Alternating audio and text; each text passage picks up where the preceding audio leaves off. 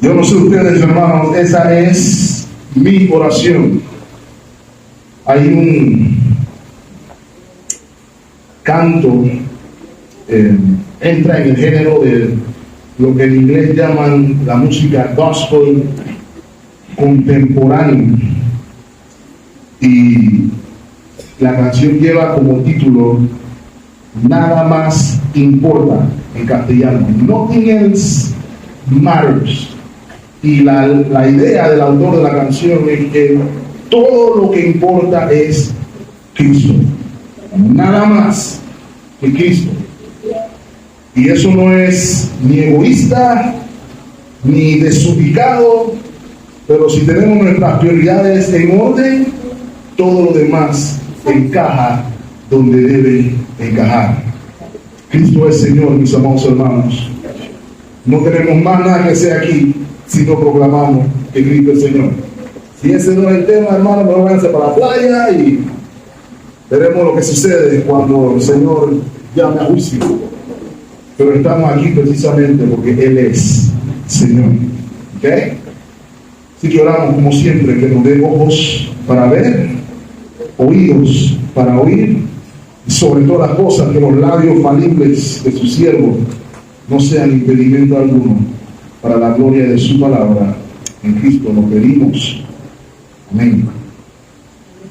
Mis amados hermanos, contentos de que estemos aquí, contentos de estar aquí, el pueblo de Dios, en la casa de Dios, digámoslo así, para la gloria de Dios.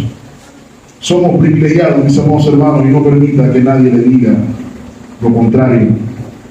Y vamos a continuar nuestra travesía a lo largo del libro de Éxodo, en la serie que titulamos Un grandioso libertador. Pero en ese viaje llegamos a la sección que se conoce como el Decálogo, los 10 mandamientos, y decidimos entonces iniciar una subserie dentro de la serie para profundizar en los 10 mandamientos, con la intención, permítanme recordarles, hermanos, de que al analizar el Decálogo podamos, con la ayuda de Dios, con la ayuda de su Santo Espíritu, conocer tanto su propósito como su aplicación para nuestras vidas.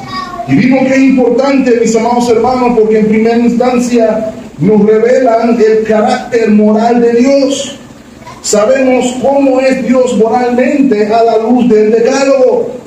El Decálogo también nos distingue como pueblo de Dios, nos da identidad como pueblo de Dios.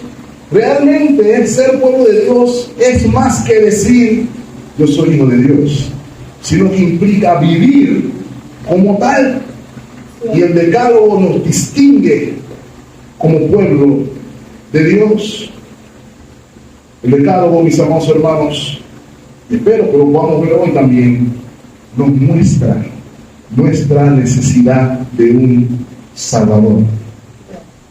Primordialmente, no podemos ver el Decálogo, sin analizar nuestra necesidad de un Salvador. Y por esta razón, mis amados hermanos, los 10 mandamientos deben ser escuchados, deben ser conocidos, deben ser aprendidos y deben ser vividos con el propósito y la motivación correctas. Y estamos a continuación en lo que mencioné la semana pasada, se denomina la segunda tabla de la ley. La segunda tabla de la ley, la cual norma la relación con el prójimo, con la comunidad. Ya dijimos que los mandamientos de la primera tabla tienen que ver con nuestra relación con Dios, son de carácter vertical. Los de la segunda tabla son de carácter horizontal. Gracias, mi amado hermano.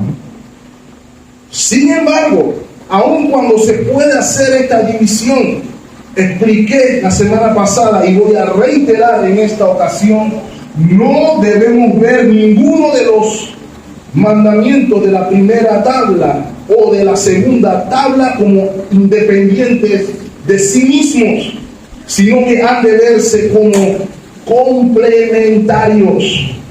Deben observarse de manera complementaria, porque mis amados hermanos, sin amor a Dios no existe ni motivación ni entendimiento para amar al prójimo. No se puede amar correctamente al prójimo sin amar a Dios. Amará al prójimo a su manera. Y es por eso, mis amados hermanos, en esa línea vamos a ver hoy el sexto mandamiento. La semana pasada, cuando vimos el quinto mandamiento, pudimos observar cómo Dios llama a su pueblo a darle el peso, a darle el valor que la relación padres-hijos requiere, y que por extensión podamos también darle el valor correspondiente a todas y cada una de las jerarquías que han sido establecidas por Dios. Ahora, hermanos, el sexto mandamiento va en esa misma dirección. Dios nos está llamando a reconocer algo también, nos está llamando a reconocer el valor de algo también. Y el sexto mandamiento nos llama a reconocer el valor intrínseco, mejor dicho, el valor propio de la vida humana. Y este llamado, mis amados hermanos, lo observamos en las cortas, bien cortas, pero profundas palabras del versículo 13 de nuestro texto esta mañana. Creo que este es el texto más corto que formalmente yo he predicado. No matarás. Éxodo 20:13. No matarás. Así que usted puede cerrar la Biblia y no vamos para la casa, ¿verdad? Usted pensaría que sería así. Pero si usted me conoce a mí, creo que no. ¿Okay? Hay tres cosas, hay dos palabras, pero hay tres cosas. Imagínense. Hay tres cosas que quiero que observemos, mejor dicho, en este mandamiento. Lo que hemos estado viendo con todos. El aspecto positivo, aquello que Dios requiere en este mandamiento. Estaremos viendo, obviamente, el aspecto negativo, qué es lo que Dios prohíbe, y de paso, qué es lo que Dios no prohíbe con este mandamiento. Y finalmente, entonces, estaremos observando cuál es el alcance de este mandamiento. ¿Ok? Hablemos del aspecto positivo. ¿Qué es lo requerido por Dios? ¿Qué es lo que Dios nos está pidiendo que consideremos al llamarnos a no matar? Ahora, hermanos, si lo piensa bien, el sexto mandamiento es el menos controversial de todos los mandamientos. El menos controversial. No hay sociedad en el mundo que niegue, invalide o llame obsoleto el sexto mandamiento. No hay ninguna sociedad que yo conozca que llame opresivo el sexto mandamiento. Nadie lo discute. Si yo te digo que tienes que amar a Dios exclusivamente, alguien discute. Si yo te digo que no te hagas imágenes, alguien discute. Si yo te digo que guardes el día de reposo, alguien discute. Pero en el sexto, todo el mundo de una manera u otra dice amén. Sin embargo, debo decir, hermanos, que al mismo tiempo es el mandamiento menos comprendido. Y si me preguntan a mí, si tuviéramos que llevar el registro de las violaciones, probablemente este esté en el top 3. ¿Estás escuchando, hermano? Este probablemente esté en el top 3 de los mandamientos más violados. ¿Cómo entendemos entonces lo que hemos de hacer aquí? O comprender lo que se nos está diciendo aquí. Tenemos que hacernos una pregunta. La pregunta no es para que me la respondan en coro, pero para que se la hagan internamente. La pregunta es: ¿por qué está mal matar? ¿Por qué está mal matar? Y si se da cuenta, mi amado hermano, la pregunta tiene un carácter ético. De hecho, la palabra ética es una disciplina filosófica que trata de pensar o estudiar acerca del concepto del bien y del mal y relacionarlo con la moral y la conducta del ser humano. Por eso se desprende también de esa disciplina filosófica el concepto o el conjunto de costumbres y normas que tenemos los seres humanos que valoran si una acción es moral o no en la comunidad. Eso es lo que llamamos ética. Cuando no te estás comportando muy éticamente. Cuando criticamos a los diputados no están comportándose muy éticamente. Porque alguien valoró que su conducta fue inmoral de una manera u otra. La pregunta se sostiene. Si yo pregunto por qué está mal matar y hacemos una encuesta, probablemente encontraremos una diversidad de respuestas. Desde la respuesta más simple, matar está mal porque está mal y punto. Matar está mal porque simplemente está mal, porque sí. ¿Okay? Esa puede ser la más simple de todas, hasta una un poquito más elaborada, que es de carácter utilitario. Por ejemplo, alguien puede decir, bueno, matar está mal porque ninguna sociedad que quiere florecer puede florecer si no se preserva la vida de lo que componen dicha sociedad. Por esa razón, matar está mal.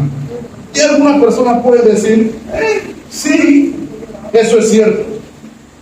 De hecho, esa es la respuesta favorita entre los agnósticos y los ateos. El argumento entre los agnósticos y los ateos es: no se necesita la existencia de un ser divino para que algo sea moralmente bueno o malo. Ellos dicen inclusive, yo no necesito a Dios para ser bueno. Hay un problema con eso, mis hermanos. Su premisa inclusive es: yo no necesito creer en Dios para vivir una ética humana buena. Y algunos creyentes dirán, bueno, sí es posible, porque yo conozco personas que no son cristianas y no son asesinos en serie.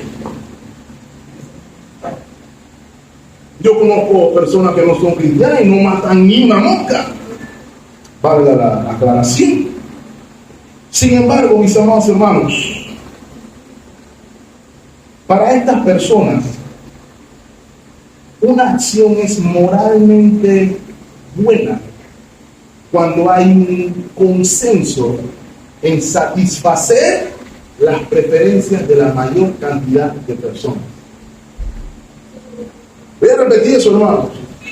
Ese pensamiento utilitario comprende que una acción es moralmente correcta cuando tiene como consecuencia satisfacer las preferencias del mayor número de personas. Ahora, eso quiere decir que el mayor número de personas define qué está bien y qué está mal. Piense eso por un momento, hermano.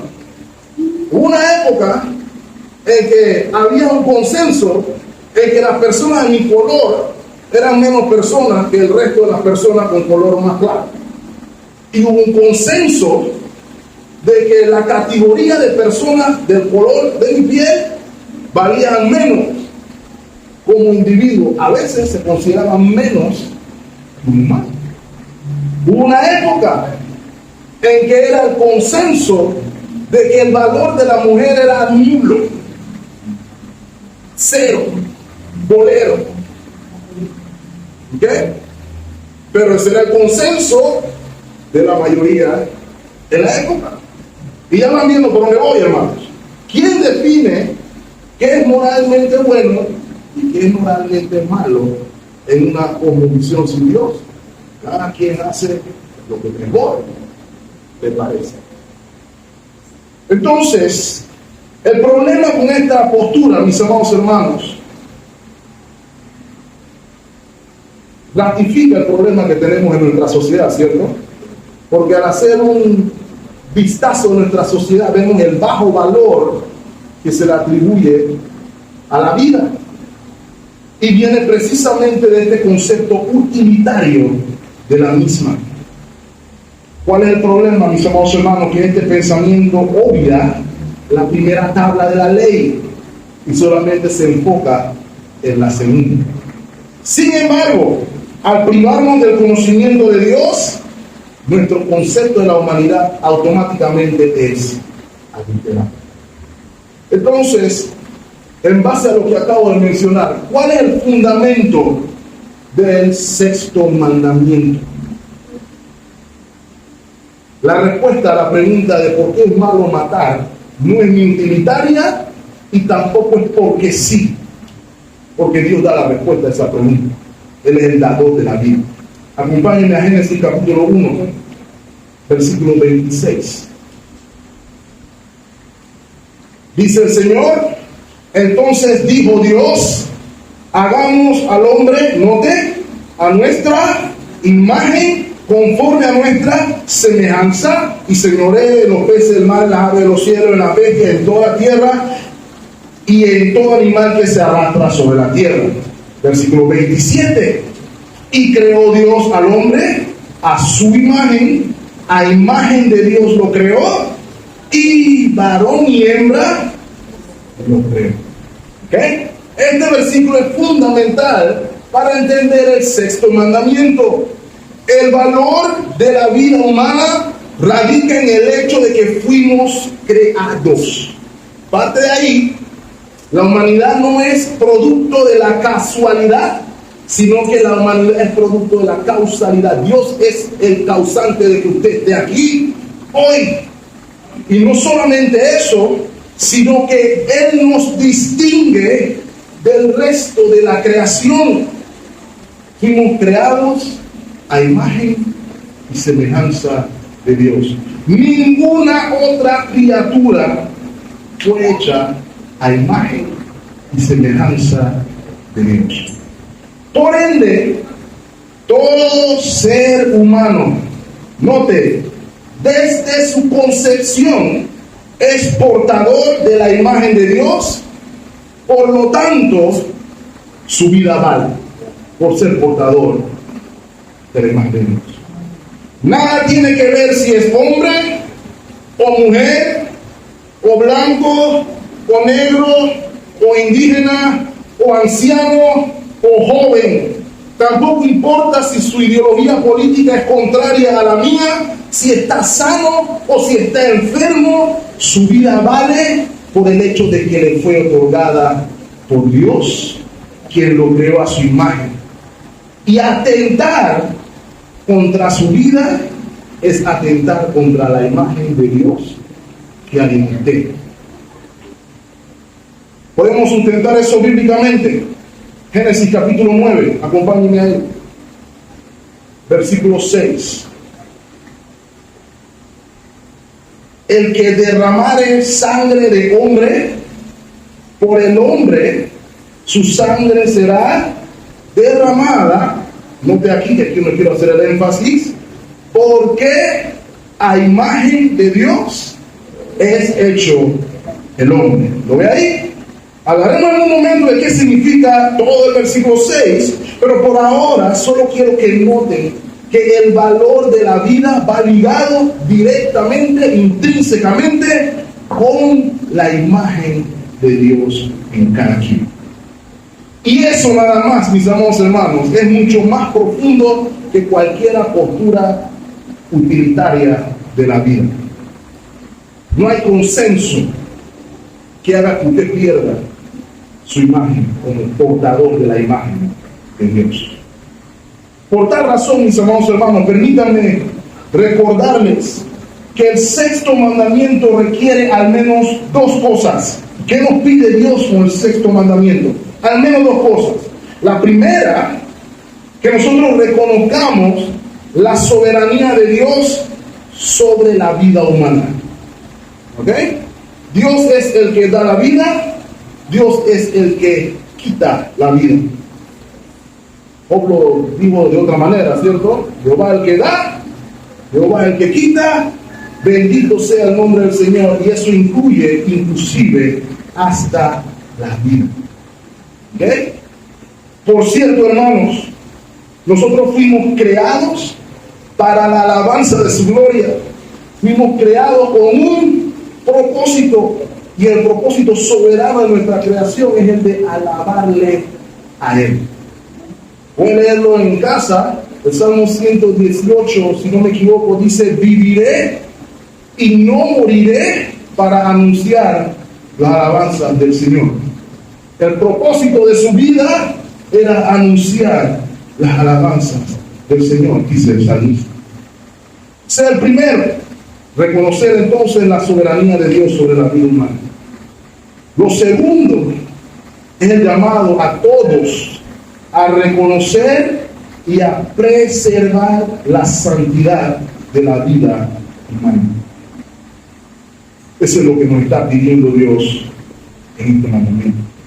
En virtud de que fuimos creados a imagen y semejanza de Dios, en virtud de que nuestra vida vale por ser su creación y parte de su propósito divino, se nos pide reconocer las cosas, o ambas cosas que he mencionado. Ahora, entendiendo que esto es lo que Dios requiere de nosotros, vamos entonces ahora a observar qué es lo que se nos está prohibiendo.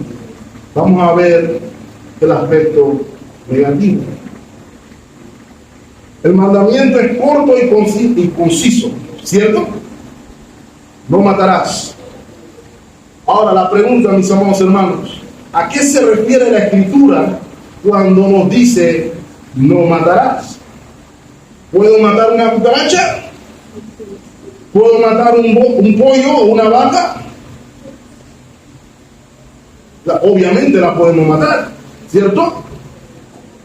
¿Por qué hago la pregunta? El idioma hebreo, hermanos, tiene más de una palabra para matar, más de una. La que nos interesa hoy es la que tenemos en el texto de hoy. Y la palabra traducida, matarás, en el versículo 13 de la Reina Valera, se está utilizando en un contexto muy particular. Esa palabra no se usa o no se usa en el ámbito judicial, tampoco se usa en el ámbito militar, tampoco se utiliza cuando se habla de matar animales en sacrificio al Señor. Y hermanos, ustedes saben que en la Biblia se tenía que matar, en el Antiguo Testamento, bastantes animales. La palabra no se usa en ese contexto. ¿En qué contexto se utiliza? La palabra o el término conlleva la idea de asesinar, conlleva la idea del asesinato. ¿Okay? El Diccionario General de la Lengua Española, Vox, define asesinar como matar a una persona con premeditación o con otra circunstancia agravante. Matar a alguien con premeditación o con otra circunstancia agravante. Por eso, versiones como la Nueva Traducción Viviente expresan el mandamiento diciendo: no cometas asesinato. ¿Okay? ¿A qué se está refiriendo entonces el Señor en el sexto mandamiento? Acabar con la vida de otra persona con premeditación y alevosía. Terminar con la vida de una persona que pudiéramos llamar inocente desde el punto de vista legal. Una persona que no me ha hecho nada a mí para que yo la mate. ¿Okay? Incluye también el acabar con un enemigo personal. Por ejemplo, con pasión, con ira, Ahora, es interesante también notar, mis amados hermanos, que la ley hebrea también hace distinción entre la motivación de la muerte, si era por rabia o si era por una causa de negligencia o de, pudiéramos decir, descuido. ¿Ok? Voy a poner un ejemplo a lo que me refiero. Éxodo 21, versículo 28. Voy a un punto aquí, hermano. Si un buey acorneare a hombre o a mujer, y a causa de ello muriere, el buey será apedreado, y no será comida su carne, mas el dueño del buey será absuelto. Si por una acción fortuita un israelita tenía un buey de eso que tenía complejo de toro matador, y se soltaba ese toro y agarraba a persona vestida de roja y lo corneaba, el toro había que matarlo, no se podía comer, ¿cierto? Y el dueño no tenía culpa porque fue una acción fortuita. Pero note lo que dice el versículo 29. Pero si el buey fuere acorneador desde tiempo atrás y su dueño se le hubiere notificado y no lo hubiera guardado y matare a hombre o a mujer, el buey será apedreado y también morirá su dueño. ¿Lo ven ahí? La premisa es que el dueño también tenía que preservar la vida del resto de los ciudadanos. ¿Ok? Recuerden lo que dijimos, el concepto de preservar la santidad de la vida humana está incluido aquí. Ahora, hermano, yo sé que me van a decir, aquí nadie tiene buey, ni caballo, ni toro. Pero se puede aplicar acá también. Hay algunas personas que tienen, por ejemplo, una manía de tener estos perros que se llaman pitbull. Esos perros pitbull no son perros normales. Esos perros pitbull ya se han echado a algunas personas de mayor edad y algunos bebés. Estaba leyendo con un niño de 1 año, no hubo manera de quitar el pitbull al niño del año. ¿Ok? Y hay vecinos que dicen, qué tierno mi perrito y lo que sea. El punto al que voy aquí, mis amados hermanos, es que si el dueño sabe que su perro no es tan amable como él piensa que es, y su perro causa un agravio a otra persona en tiempo bíblico de costarle la vida, él era culpable de la vida de la persona que el perro se llevó. ¿Ok? Voy a ponerle otro ejemplo. Hay que tomar medidas para preservar la vida. Deuteronomio capítulo 22, versículo 8. Dice la palabra: cuando edifiques una casa, harás predir a tu terrado para que no eches culpa de sangre sobre tu casa si de él cayere alguno. ¿Qué significa eso? En el Antiguo Oriente, cuando se construía casa, las familias parqueaban, podríamos decir así, en la azotea, no en el sótano. Se parqueaba arriba, era más fresco, lo que fuera. La intención era de que si íbamos a estar en el techo, tú tenías que poner algún tipo de protección al área del techo para que nadie que estuviera allá arriba, en tu casa, se cayera, se desnucara y se matara. De nuevo, hermanos, la idea era nuevamente la preservación de la vida, incluyendo casos de imprudencia o negligencia, que fue sin querer queriendo, pero aún así le costé la vida a alguien. Otra aplicación puede ser el hecho de que hoy día yo voy a agarrar el carro después de tomarme todo el vino de la cena del Señor. Y si yo, después de tomarme todo el vino de la cena del Señor, salgo a la calle y atropello a alguien por estar bajo la influencia del alcohol, soy también culpable de la vida humana. Aun cuando no salí pensando, voy a matar a alguien en su lugar. ¿Ok? Entonces, lo que prohíbe el mandamiento, al entender el valor intrínseco de la vida, es hacer todo el esfuerzo para preservarla, y entonces prohíbe la hazaña en el matar a alguien Y implica también tener cuidado con las actividades que haga que puedan afectar la vida de la persona. Ahora, hermanos, permítanme decirle que no está prohibido en el sexto mandamiento. Hay cosas que no están prohibidas. La primera cosa que no está prohibida en el sexto mandamiento, mis amados hermanos, es la defensa personal. La defensa personal no está prohibida en el sexto mandamiento. Si alguien quiere arrebatarme la vida, tengo derecho, dependiendo de las circunstancias, a defenderme. Vamos a dar contexto bíblico. Éxodo 22, versículos 2 y 3. Dice la palabra del Señor. Todo esto lo vamos a ver con calma después que salgamos los 10 mandamientos, ¿cierto? Si el ladrón fuere hallado forzando una casa y fuere herido y muriere, el que lo hirió no será culpado de muerte, dice el versículo 2. Pero nota el versículo 3. Pero si fuere de día, el autor de la muerte será reo de homicidio.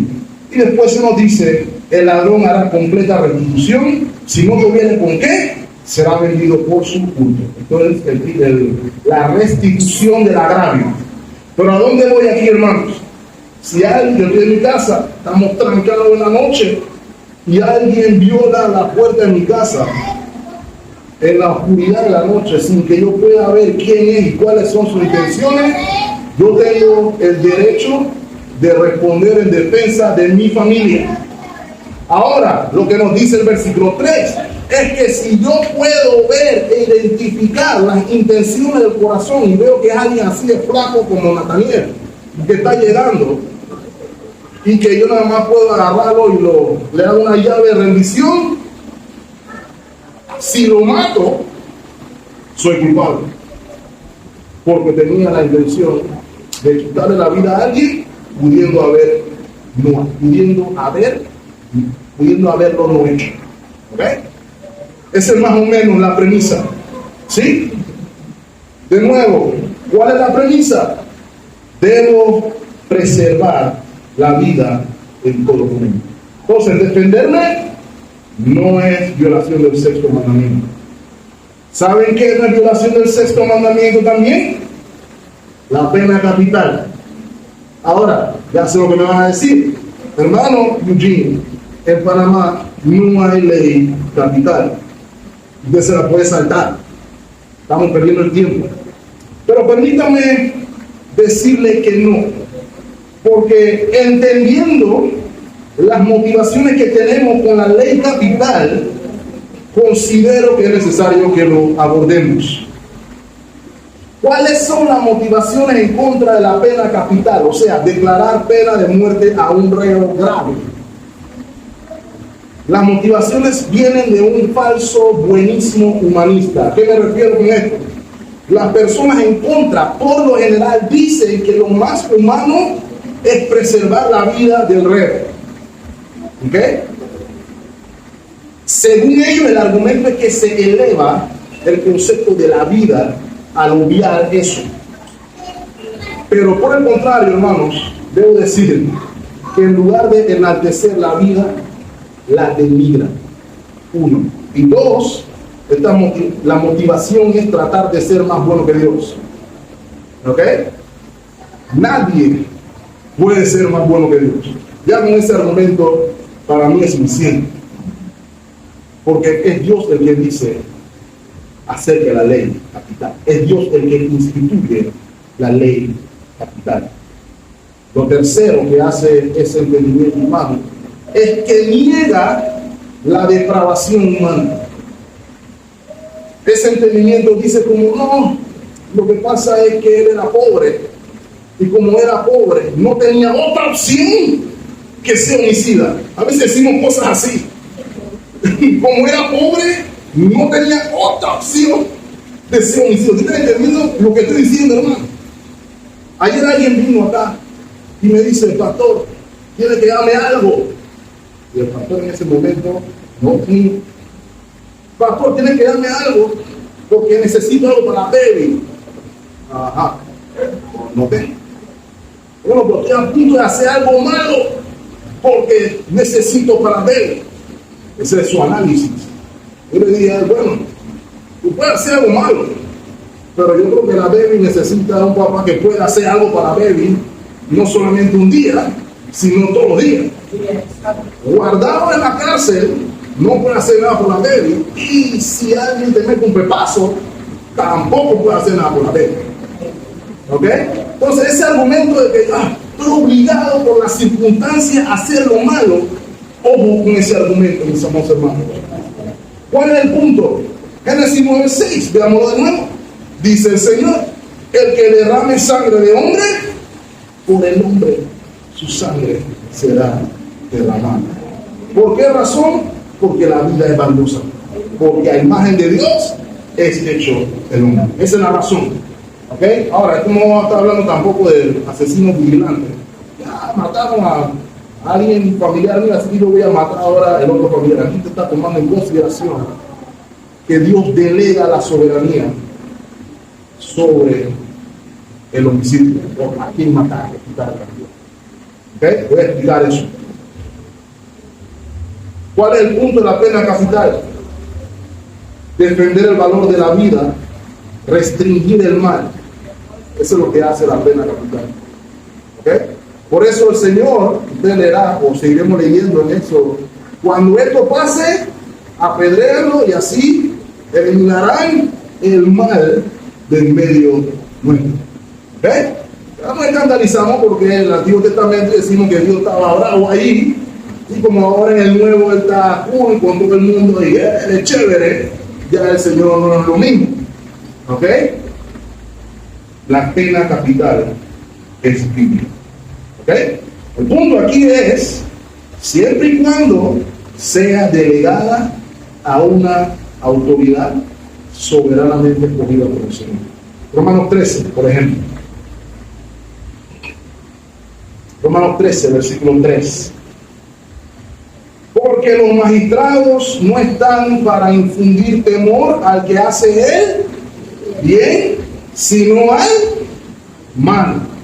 ¿Quieres pues no temer la autoridad? ¿Qué dice el apóstol Pablo? Haz lo bueno y tendrás de ella alabanza. Ahora, versículo 4, note, porque es el magistrado, el gobierno, la justicia civil, es servidor de Dios, o sea que es ministro de Dios, o sea que es delegado por Dios para tu bien. Pero si haces lo malo, teme. ¿Por qué? Porque no en vano lleva la espada, pues es servidor de Dios y vengador para castigar al que hace lo malo. Ahora usted puede tratar de decir que esa espada ahí se refiere a la espada de la ley, la justicia y el derecho estatal. Eso usted lo puede tratar de decir así, pero eso no era lo que entendían los romanos, ni mucho menos los cristianos en la época de Pablo. ¿Ok? Se refería a que el magistrado civil podía hacer justicia para Dios, incluyendo la pena capital. ¿Ok? Por ende, hermanos, de nuevo, la pena capital no viola el sexto mandamiento. ¿Saben qué incluye eso también, hermanos? Eso incluye también los estamentos de policía. Los amigos policías, cuando en la labor no te de proteger y servir, tienen que despachar a algunos de los criminales que no respetan la vida humana. ¿Ok? Eso lo hace a los hermanos que son cristianos, policías, lo hace violador del sexto mandamiento. No, Señor. Para nada. Es más, la guerra tampoco viola el sexto mandamiento. Siempre y cuando sea por la acción o la motivación correcta. Si de repente los colombianos dicen queremos recuperar Panamá de nuevo y se comienzan a meter por Darién, en el caso hipotético no tengo ninguna teoría de la conspiración ni nada, no podemos decir, bueno, no podemos hacer nada, que vengan y maten a todo el mundo, secuestren a todo el mundo y lo saquen de la casa. No podríamos hacer eso. Tendríamos que defendernos. O sea, lo que aplicamos en el micro se aplica también en él. Quiere decir que los hermanos que salen a defender la tierra están violando el sexto mandamiento. Para nada. Permítame darle un ejemplo bíblico de esto. Saben, hermanos, que todos los soldados, hay ejemplos de soldados en la Biblia que se llaman o se consideran piadosos. El centurión romano con el que tuvo que lidiar Pablo, inclusive con lo que tuvo que lidiar el Señor, algunos de ellos son aplaudidos por su fe. Pero note algo, Lucas capítulo 3, versículo 14. Lucas 3:14. Este es el caso de personas que escucharon la predicación de Juan el Bautista y respondieron a Juan el Bautista.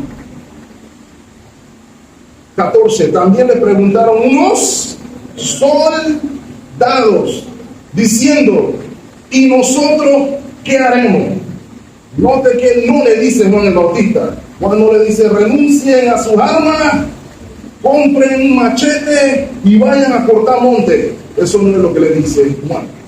Le dice, no hagáis extorsión a nadie, ni calumniéis, y contentaos con vuestro salario.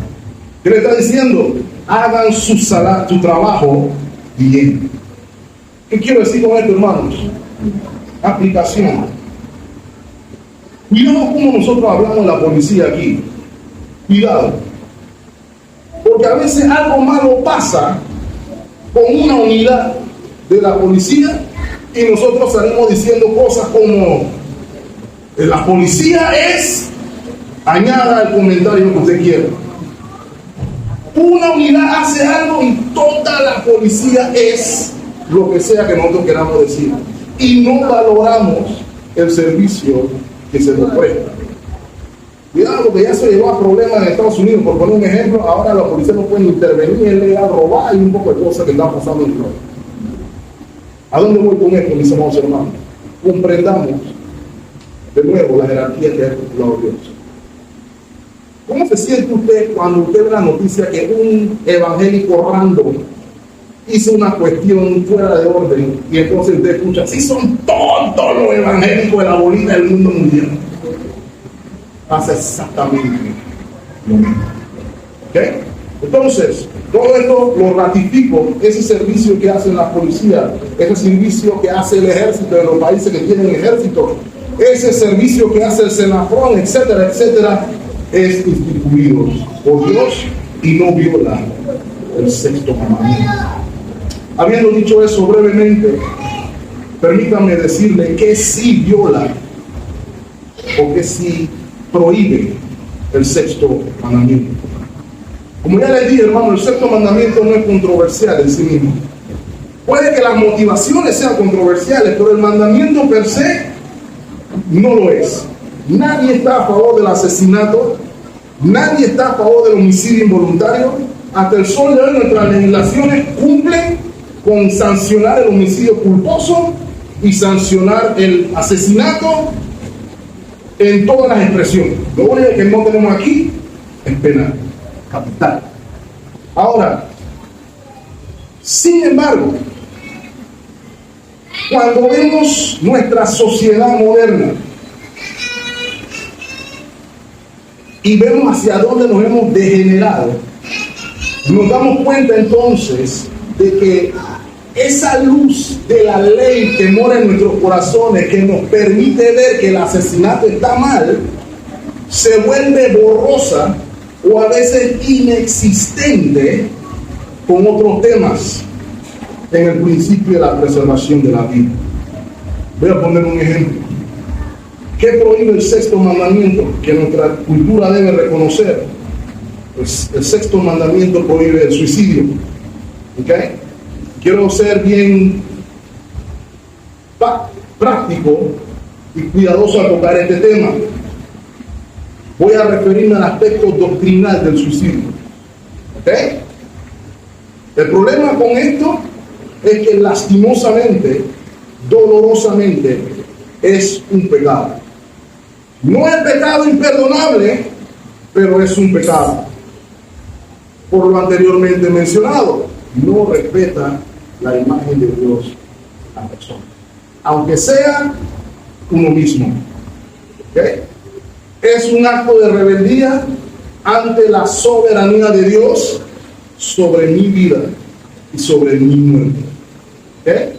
Ahora, no me estoy refiriendo a casos de demencia o algún problema que sea de índole psiquiátrico. Me refiero a los casos que son conocidos por todos nosotros. Por ejemplo, la Biblia menciona al menos 3 o 4 casos de personas que se quitaron la vida. ¿Ok? Y si algo tienen en común, es una sensación de derrota, es una sensación de vergüenza por la cual se sienten que no pueden seguir adelante, o que no quieren seguir adelante, o que no vale la pena seguir viviendo así. Estos son los casos famosos en la Biblia. Inclusive hay casos de personas de carácter noble, o en un momento le dice al Señor: mira, tío, mi vida, me quiero morir. Moisés le dice al Señor en una ocasión: Señor, si es así, mejor llévame ya. Y el Señor no aplaude esa conducta tampoco. Quiero que entendamos eso. El Señor no dice: he sacrificado a mi siervo, le doy un aplauso por eso. No lo hace. No lo hace. Y es para que entendamos que no hay circunstancia que deba entonces hacernos ir en contra del principio del sexto mandamiento. Ahora, ¿qué necesita esa persona? Esta ayuda. Y necesita recordar que el valor de su vida no está determinado por su pasado, no está determinado por su presente, y que Cristo puede transformar su futuro. Hay que decirle a esa persona que su vida vale porque Dios se la dio, no por las circunstancias que lo rodean. Entonces, a esa persona hay que amarla en el Evangelio y hay que llenarla de la gracia de Dios para que salga de ese sentimiento. Ese es uno. Lo otro prohibido por el sexto mandamiento, es importante recordarlo, lo voy a hacer. Esta sí la voy a hacer sin ningún tapón. El aborto es violación del sexto mandamiento. Salmo 139:13.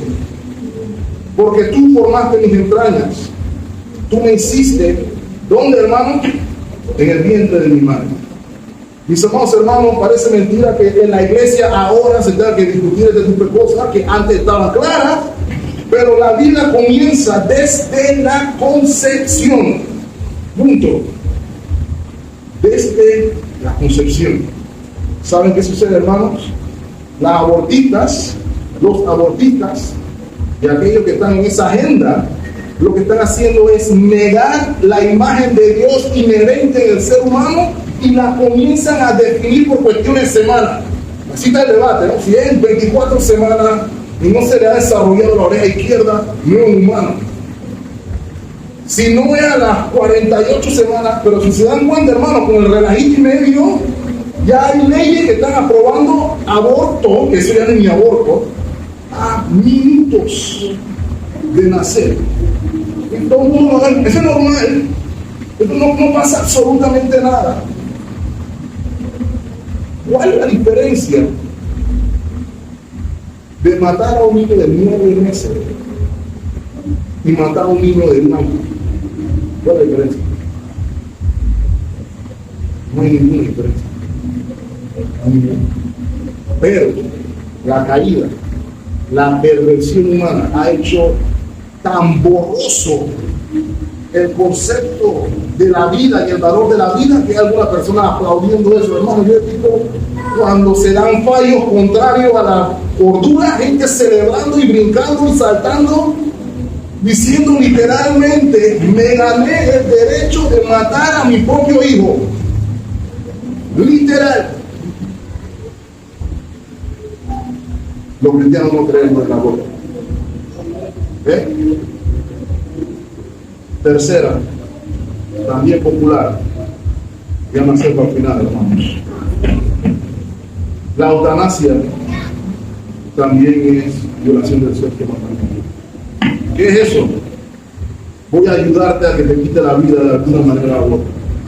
Tienes una enfermedad terminal y no vamos a tratarte, es más, te vamos a decir qué tienes que hacer para que salga de eso rápido. De hecho, yo creo que en Canadá ya aprobaron ciertas leyes que tú no tienes que hablar con nadie, nada más que decir, quiero morirme, y te resuelven ese asunto sin ningún problema, el gobierno te lo paga todo. Ese tipo de cosas se dan. Te está dando también el caso de que cuando tú no tienes la edad que algunos consensos dicen que debes tener, no vamos a estar gastando plata poniendo a los viejitos en el asilo, sino que vamos a pasarlo por la maquinita aquí, le vamos a dar una pastillita y que descanse de paz. ¿Ok? Todas esas cosas que están dándose hoy, hermanos, son violaciones del sexto mandamiento. Está pasando hoy como si nada. Todo eso está prohibido por el sexto mandamiento y algunos cristianos andamos como que, ¿cómo será? Puede que sí, ese caso sí lo amerita o este caso. Hay un principio establecido por Dios en el que da la vida, en el que la quita. Ahora, ¿con qué me callo ya, hermanos? ¿Cuál es el alcance del mandamiento? Porque yo sé, puede que usted me diga ahora, bueno, gracias a Dios, yo no he matado a nadie, yo no le he metido un cuchillo a nadie, yo, gracias a Dios, mi currículum está limpio, no tengo caso con la ley, no he cometido aborto, no he hecho tal o cual cosa, estoy bien. Hay un problema. Quisiera que reconsidere ese planteamiento. Porque si me digo que todos los que estamos aquí hemos sido homicidios en algún momento. Voy a pensar. Mire que no le estoy diciendo que puede que. Todos los que estamos aquí hemos sido homicidas en algún momento. Algunos nosotros somos hasta homicidas en serie. Así, estilo Ted Bundy y toda la banda de los asesinos en serie. Y lo digo sin ningún tapujo, mi amado hermano. Porque ya le he mencionado que lo que hace la ley es apuntarnos a Cristo y a la necesidad de un Salvador. Y el Señor nos muestra el claro alcance que tiene la ley.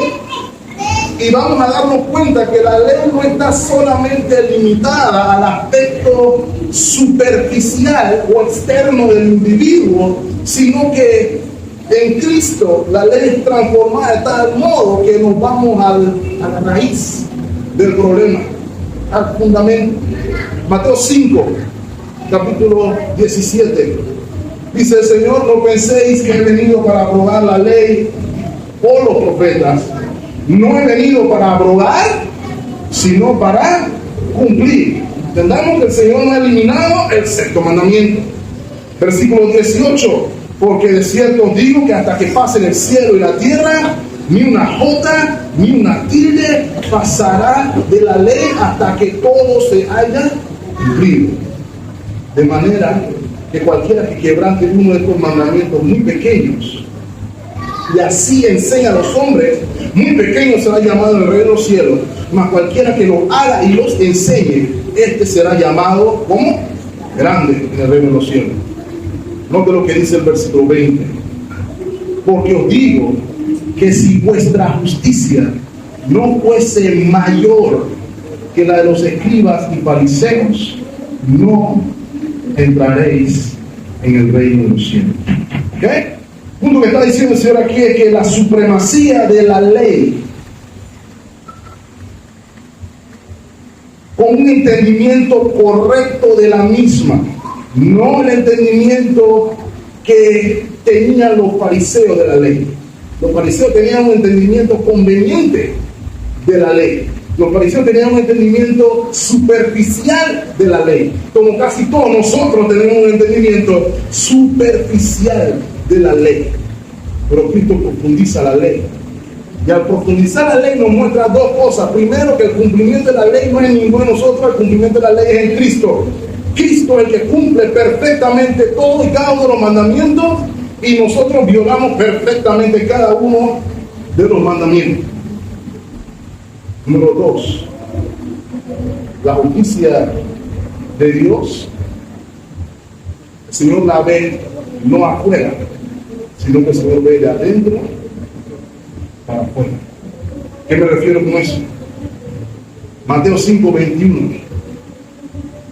¿Oíste que fue dicho a los antiguos? No matarás. ¿Qué se le dijo a los antiguos? El sexto mandamiento. No matarás, con todas las implicaciones que les acabo de mencionar hasta ahora.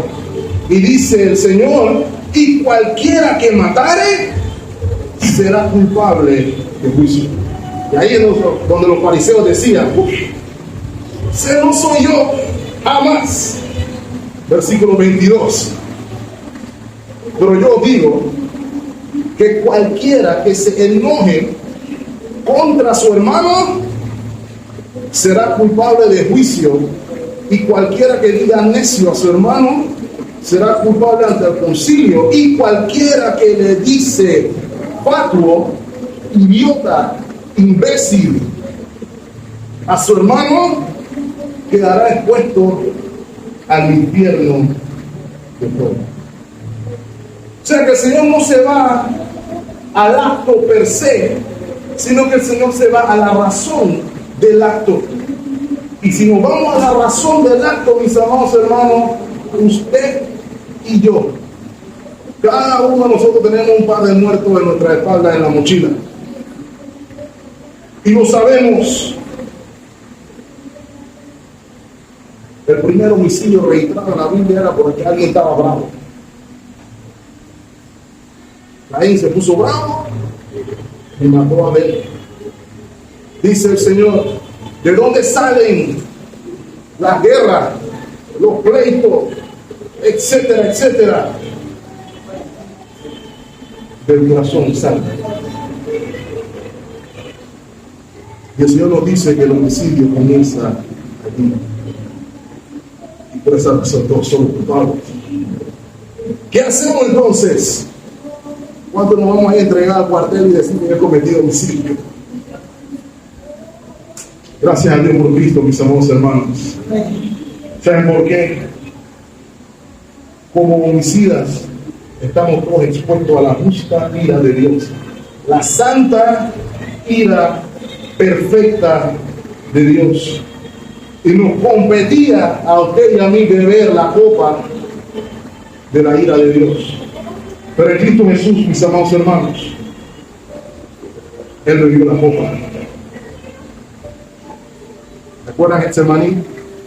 Llega el momento que dice, Señor, si es posible, pasa de mí esta copa, pero no se haga su voluntad, sino que se haga la suya.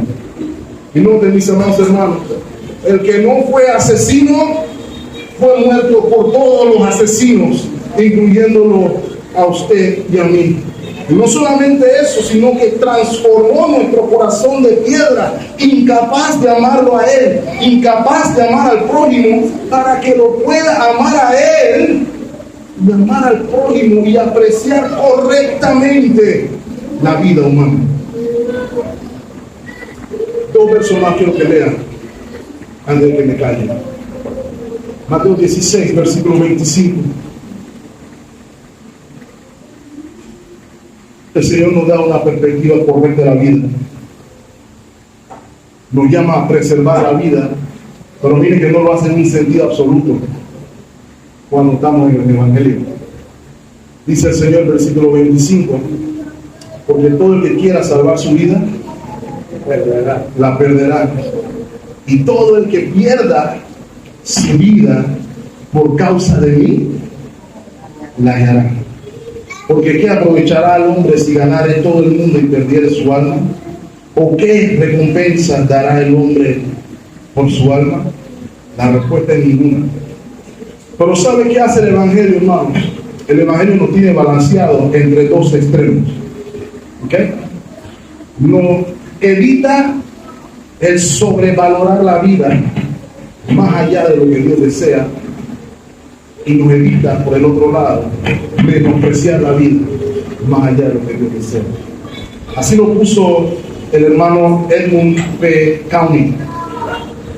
Dice así el hermano: la perspectiva del Evangelio en la valoración de la vida humana nos guarda de dos extremos. Evita que pongamos el valor por la vida humana por encima del valor por la verdad y Dios mismo, y también evita devaluar la vida humana tanto para que no haya una clara distinción entre la vida humana y cualquier otra clase de vida. El Evangelio nos mantiene balanceados. Significa que queremos vivir, sí, pero queremos vivir por Cristo. Y si vivimos por Cristo, para Él vivimos. Y si morimos por Cristo, para Él morimos. Sea que vivamos, sea que muramos, del Señor somos. Mi vida le pertenece a Él. Él la da y Él la quita. Pero nos guarda también del otro lado de menospreciar el valor de la vida humana y respetar la vida que Dios nos ha mandado preservar. Dios nos permita comprender nuestra necesidad de un Salvador que nos salve del corazón homicida que tenemos y que nos dé un corazón blando para la gracia, para la misericordia, y que podamos entonces disfrutar de la plenitud en Él. Señor, bendiga ricamente, mis amados hermanos. Estemos orando. Amados hermanos, oremos. Gracias, Señor, por tu palabra. Gracias, Señor, por recordarnos el valor del don de la vida que nos has otorgado. Tú nos has hecho nueva criatura en Cristo. Estábamos muertos en nuestros delitos y pecados. Somos culpables de violentar tu ley, pero en Cristo Jesús nos ha dado la vida. Señor, ahora que nos preparamos para participar de la copa, permítenos recordar que tú bebiste la copa que nosotros merecíamos para que nosotros no tuviéramos que beber la copa de la ira de Dios. Ayúdanos, Señor, te rogamos a caminar conforme a tu voluntad, a darle valor a tu palabra y sobre todas las cosas mirarte a ti, nuestro Señor Jesucristo, nuestro Redentor y nuestro Salvador. Todo esto lo pedimos y damos gracias en Cristo Jesús, nuestro Señor y Salvador. Y el pueblo nos dice: